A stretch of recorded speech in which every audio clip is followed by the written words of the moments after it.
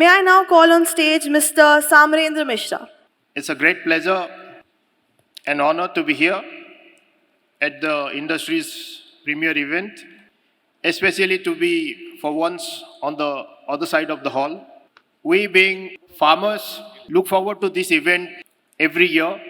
This is one of those places where I personally got a lot of inspiration, a lot of learnings, attending these knowledge day sessions, learning from industry experts, coming across new technology, new developments in the industry. So with all these years of attending as a delegate and coming here to be talking about our own journey, it's a great moment for us. And I'm truly thankful to the organizers to have invited me over here. So I promise it will not be a marketing lesson. I'm sure there are more people around, even in this hall, who are more competent than me to talk about branding, marketing, and all that. I'll just briefly run you through our journey.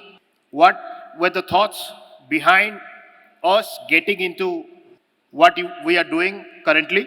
So let me begin with a little story. I'm sure everybody in this hall is aware of this, what we see on the screen. It's like the Yeti. Everybody has heard about it, but nobody has seen it. So we keep hearing about fake eggs, plastic eggs, and whatever.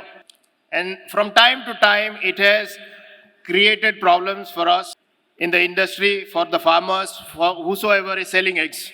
So it so happened that one day there was this consumer who thought he had found some fake egg and went all the way and reported it to the authorities, the local authorities.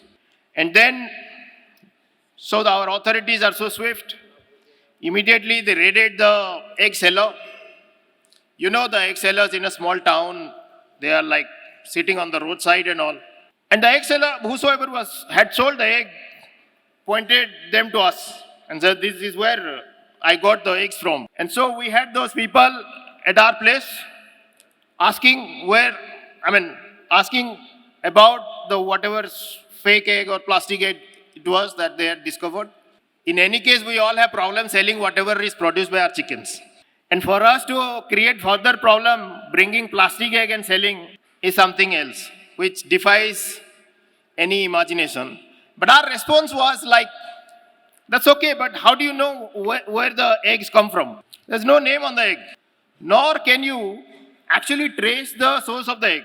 Like in most part of this country, unless you are buying the egg from, let's say, some supermarket, you are not even getting a receipt for the egg. It's a commodity. So with this background, we start thinking about putting our name into the egg. It's like the eggs in our market have no father. Not that they need one, but there's no ownership. There's no name on the egg. So that was one of the triggers, and that was when we were subject to some kind of pressure from whatever it came from. We started thinking about putting a name to the egg.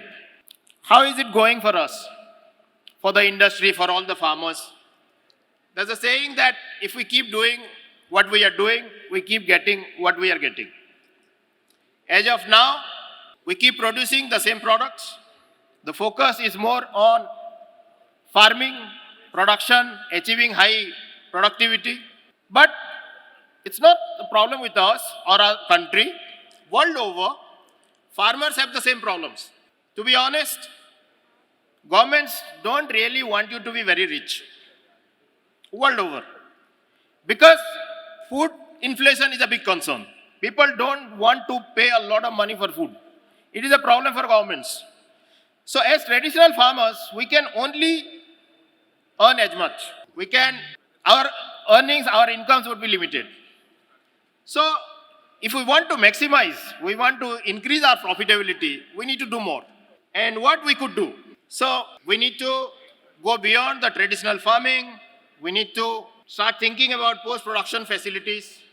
What happens? Because our role doesn't end with producing the egg. How it reaches the end user should also be our concern. Because you don't know how old the eggs were when it was sold to the consumer. But the blame goes to the farmer, to the producer, or to the egg, that the egg was no good or whatever. We have no control over that. But ultimately what happens? It affects the consumption of eggs. We had a hard realization when the first time we exported. We took every care to make sure that we are, sending the best eggs. But ultimately when it reached, there were problems. So there is a whole ecosystem that goes into it, the packaging, the transportation, everything. So we need to add more value to the product. Now, what more we can do? Because we have a great product, that is the egg, which itself is a nutrition powerhouse. We can't really do much to add to the quality of the, let's say, the nutrition profile or whatever of the product itself. The most we can do, what we can do about it, is to make sure that it reaches the consumer the way it should. And we can do that by offering it free.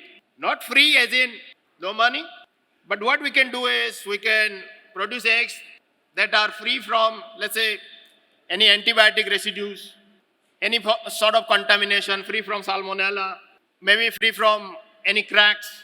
That we can achieve with good farming practices, making sure that we have a good supply chain in place by improving our post-production and logistics infrastructure. How do we go about it?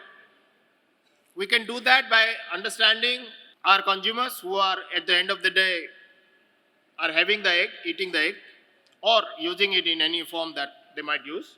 And that we can achieve by creating a support system of the entire chain of packaging, logistics, everything. We can also get maybe some help from the policymakers, could also be helpful. And if we can reach our customers without middlemen, maybe we can increase on our margin. Now, going forward, ultimately, all this can be put together into a brand. And so it's not just a name, a brand name, but it's a brand. It has to stand for something.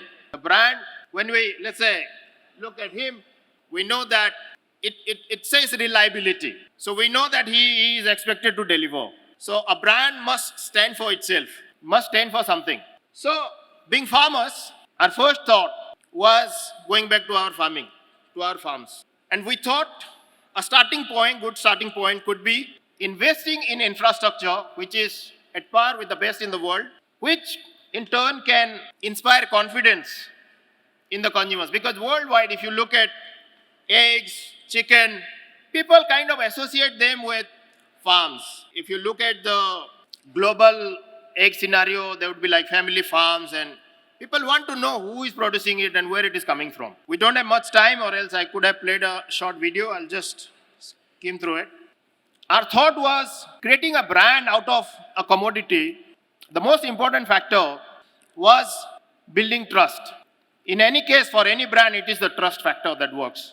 And we find that egg consumption in India is impaired by economic one part, and also a lot of social factors come into play.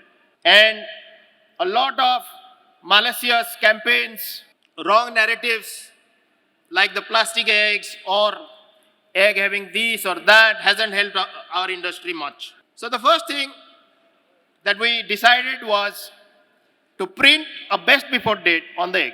Operationally, it is very challenging. Honestly speaking, it can result in a lot of losses also. Because as long as there is no date, it is acceptable. But once you put the date on the egg, you have to make sure that it is taken off the shelf within the time frame. So, other than that, we do promote our brand on various platforms, but we are eccentric, and we think the best we can do is talk more about eggs. Because in any case, like Mr. Sridhar was talking earlier, there is a lot of myth to be busted. Anyone who is entering this space has a responsibility, and we need to take head on. We need to own the narrative rather than counter narrative. Because the egg has so much value to it. And in a place like India, a country where we have nutritional deficiencies, malnourishment in children, and at the prices that we are producing, this has a huge role in nation building. So we need to talk more about eggs, what it can contribute to. And then why should we be lagging behind? The whole world is now talking about technology. Every industry has adopted all sorts of technology. As of now, the kind of concern people have about food safety, especially the new generation, there was talk about Gen Z and all. They are concerned about factors like traceability, about food safety. And we thought by adopting technology like blockchain technology, we can create something which inspires confidence in the consumers. So you can trace the egg by scanning the code on the pack. You can know where the egg is coming from. Even for a producer, we also know where our eggs are going. So adopting new technology which is easily available, it can be adopted by everyone. We have initiated, it is a small start, but we think this is the way forward. Now the second thing we found when we entered the market as a brand, the egg deserves more. The product or the commodity or whatever it is, it should get more respect. But it is not getting the kind of respect it should get. Even in a supermarket, you will always find it thrown into some corner when nobody bothers, nobody cares. Why should we wait for others to give us that space? We decided to come up with something of our own. So we have started an exclusive egg store. Now many would say, many have told us that this won't work. People wouldn't come to an exclusive egg store just to buy eggs. But if you ask me, it doesn't matter. We want to create a space for our own product. And I'm sure we can absorb some costs even if it is not profitable. But time will tell whether it worked or not. We are working on a model. Our first store is already launched. We have started in Bhubaneswar. And we are planning to expand it further in a very lean model where, of course, with egg, we are putting milk, bread, and it's built around a healthy breakfast concept. But I must tell you that we have had very encouraging response from this outlet. Lot of people are curious. They want to come here just to see how the scanning works and how they can trace the egg. So with some marketing push, I think this is something that can work everywhere. And not only our own initiatives, we are getting involved with the community. Like we celebrate, the only thing we celebrate is International Egg Day. And we have a special budget for that because that's the time when the whole world is celebrating egg. And we think, and besides, there is no competition around then. If you get into Dasera, Diwali markets as a marketer, you'll be paying a lot of money for the space that you'll get. So we are organizing egg painting competitions. At times we offer free sampling for the morning walkers, joggers, which is creating some awareness. Essentially, our idea is to create awareness about egg consumption, busting the myth. So I think with individual effort, if we can create some hype like this, with a collective effort, of course, it will be much louder. And I think collectively we should come together and make a lot of noise around the egg. Like we are running campaigns like Cracking the Fact, where we promote the goodness of the egg. And I think with a collective effort, the noise that we can make together would be good enough, not only to promote, not only to counter the false narratives around it, but also promote the consumption of eggs. So lastly, before I finish off, I just want to talk a bit about our business philosophy, which I think is the philosophy, should be the philosophy of the industry, that we all have an obligation towards the society to enrich the lives and livelihood of people. And we should ensure, irrespective of location, nationality, people should have access to the best quality food. So it's not like if you live in a small town in Odisha, you get inferior eggs, and if you are living in Switzerland, you have the best eggs. So what we can do is, in order to attain equality in food, we need to step forward, challenge the status quo with disruptive technologies, and attaining scale at mass to offer the best quality of food anywhere in the world. And I will sum it up with an appeal to the industry that we could come together and adopt something. It may not necessarily be blockchain technology, but the technologies are available. We can come together and create a platform where we can monitor the movement of eggs, and also it can be used to manage the pricing. So some agency like some organization like NECC Future can adopt a technological platform, build a platform where the entire nation's supply chain and pricing can be monitored from one place. I think Australian egg has done something similar. They are offering blockchain traceability in all eggs that are going in Australia. So with that, I end my talk, and I once again thank everyone in this hall, especially the organizers and our esteemed guests. Thank you. Thank you very much.